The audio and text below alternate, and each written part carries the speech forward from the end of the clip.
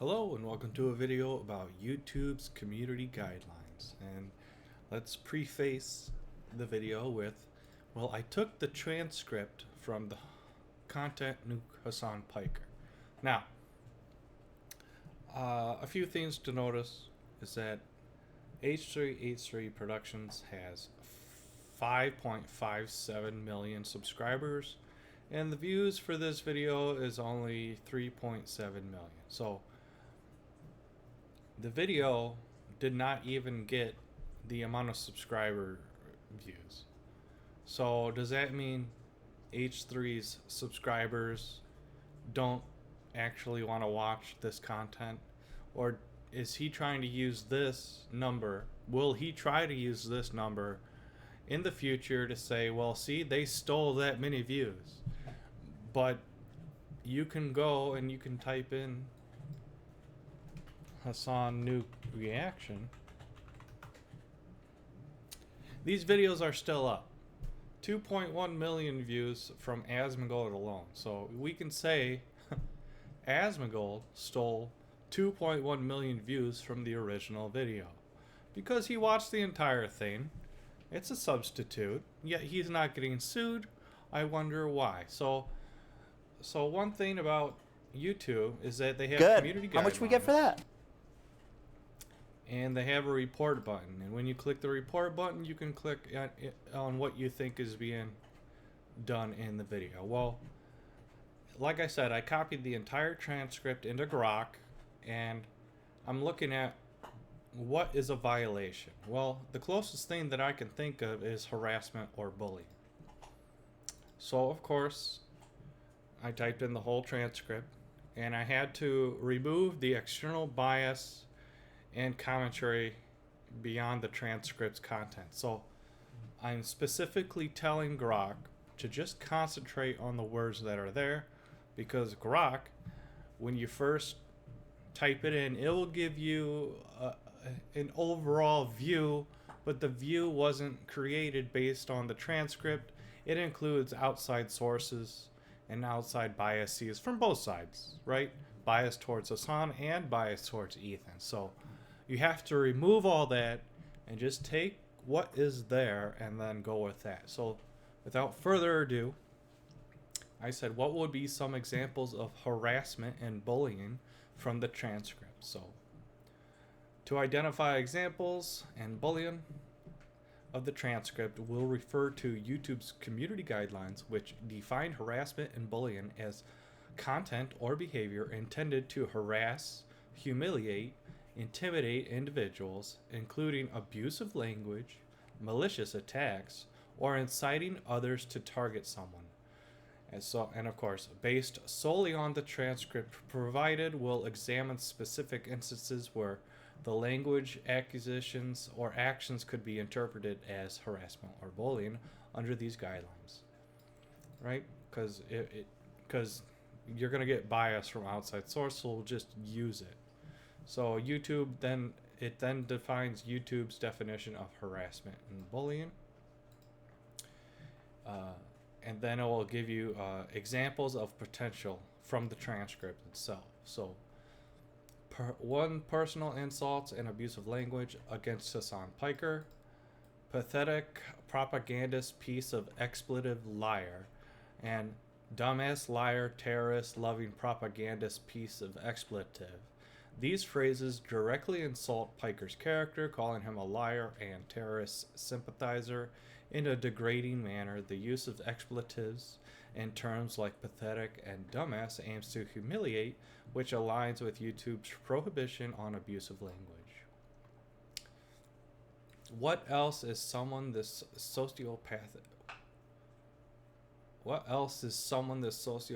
capable of? So the transcript is not perfect, so some of these are a little wacky, but labeling Piker as a sociopathic attacks his mental character in a way that could be seen as malicious, especially without evidence of clinical diagnosis.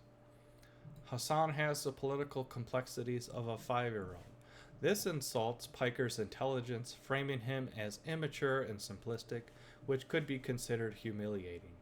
Against Froger, racist piece of expletive, and scumbag. These direct insults attack Frogan's character, accusing her of racism in a degrading way, which could violate guidelines on abusive language. Frogan is a racist nobody and she has zero talent. These statements belittle Frogan's professional worth and popularity. Example, mocking her 100 concurrent viewers, aiming to humiliate her publicly. And then an unsubstantiated claim against Dan Clancy. Incompetent, idiot, and total creep. These insults target Clancy's competence and personal behavior, with creep implying inappropriate conduct based on UI demo clips. The personal nature of these attacks could be seen as degrading or humiliating. The impact. These insults are personal and inflammatory, potentially causing emotional distress or reputational harm, which YouTube considers harassment when directed at individuals. And the crazy thing is that he said all this about Frogan, and now he's suing Frogan for money, for pretty much a lot of money. So take that with a grain of salt.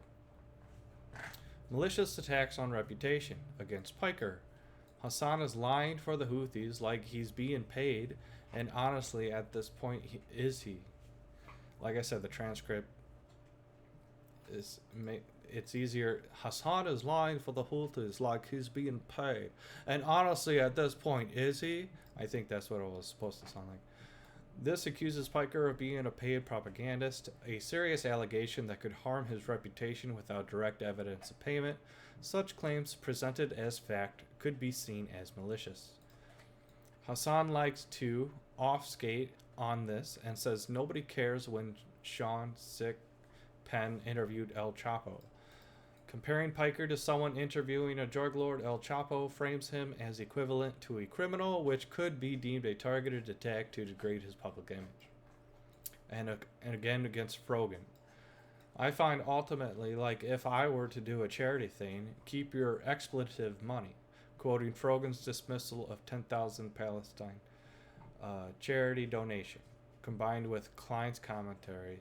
Imagine being Frogan telling displaced and famished Palestine children with no kids you need to give that 10K back.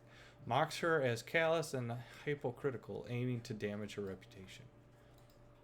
Against the Twitch staff.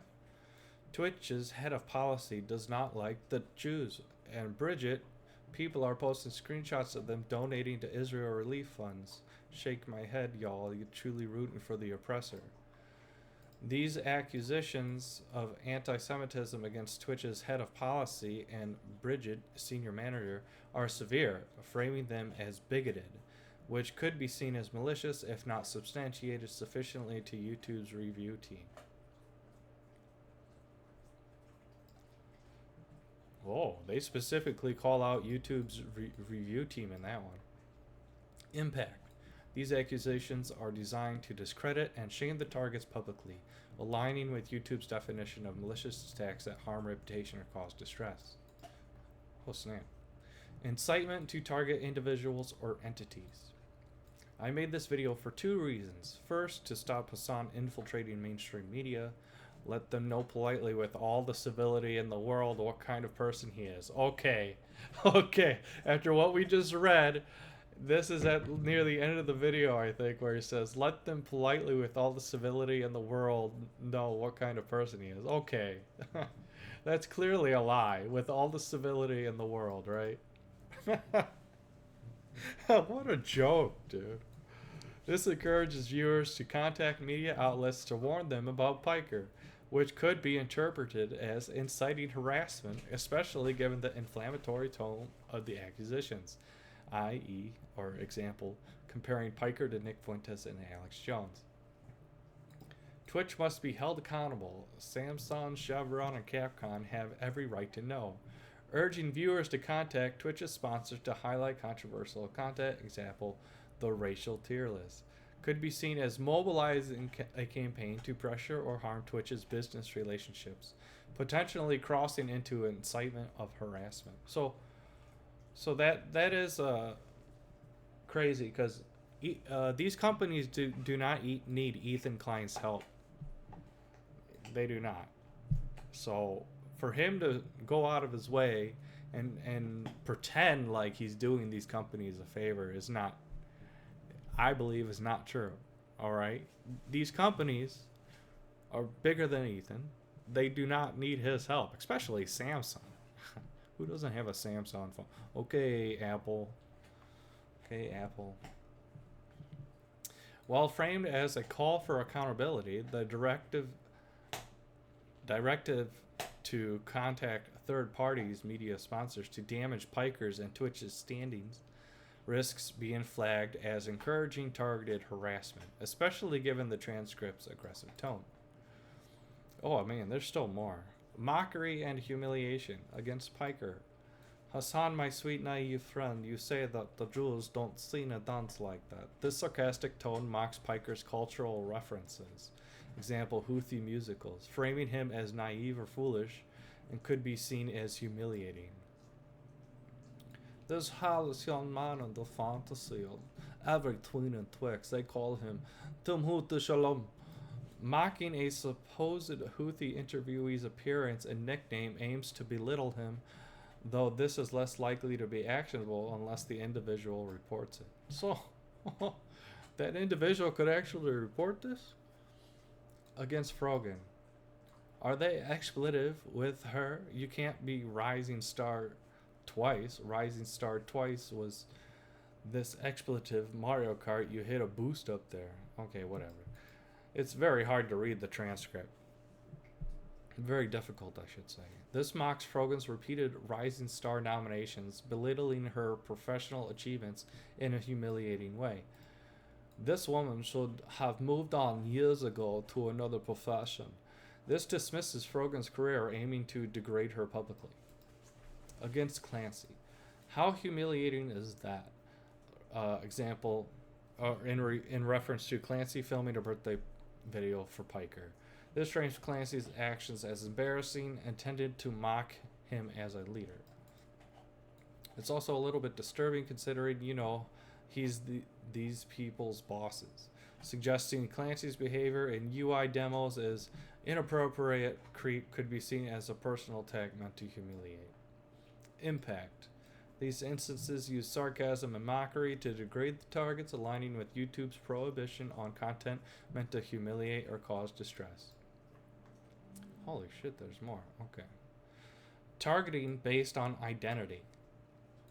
The love Sabra bucket as a dog whistle for Israel or Jews, and haven't the Jews been gassed enough while critiquing perceived anti-Semitism? Klein's language, example referencing the Holocaust, could be seen as inflammatory, especially if interpreted as escalating cultural tensions.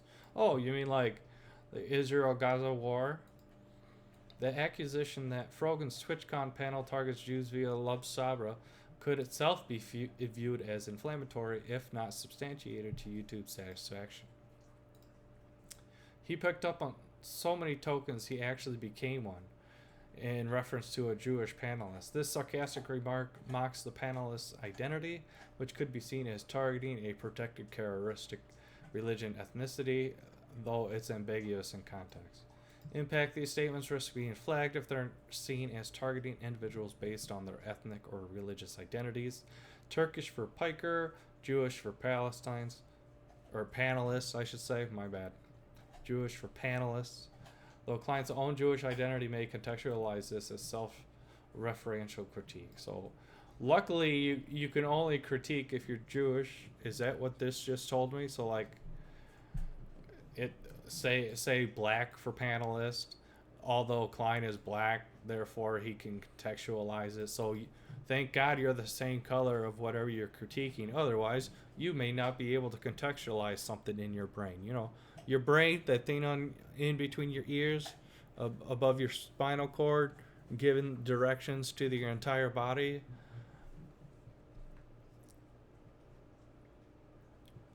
Analysis of examples, harassment characteristics, bullying characteristics, my bad. So the transcript's frequent use of insults, example scumbag, idiot, mockery, example Frogan's awards, Piker's naive comments, and serious accusations accusations, example, promoting terrorism and anti-Semitism, are designed to degrade and humiliate the targets. YouTube guidelines emphasize intent to harm, and the transcript's tone suggests an intent to damage reputations, particularly pikers and twitches. The bullying characteristics, the personal nature of attacks, example, questioning Piker's sincerity, mocking Clancy's competence, belittling Frogan's viewership, aligns with bullying as they aim to publicly shame individuals. The call to action to contact media and sponsors could be seen as inciting others to pile on, amplifying the potential for distress. Contextual notes. While the transcript provides specific examples to justify its critiques, YouTube evaluates harassment based on tone and impact, not just factual accuracy. The aggressive language and repeated personal attacks increase the risk of being flagged, especially if Piker, Frogan, or Clancy report the content as targeted harassment. The lack of counter-arguments or balanced perspectives in the transcript may strengthen perceptions of malicious intent. Risk assessment, likelihood of violation. These examples above, particularly the abusive language and incitement to contact third parties, could be flagged as harassment under YouTube's guidelines. And if reported, YouTube would likely review the video for a pattern of harmful behavior, and then they'll consider the history of claim. Mitigating factors.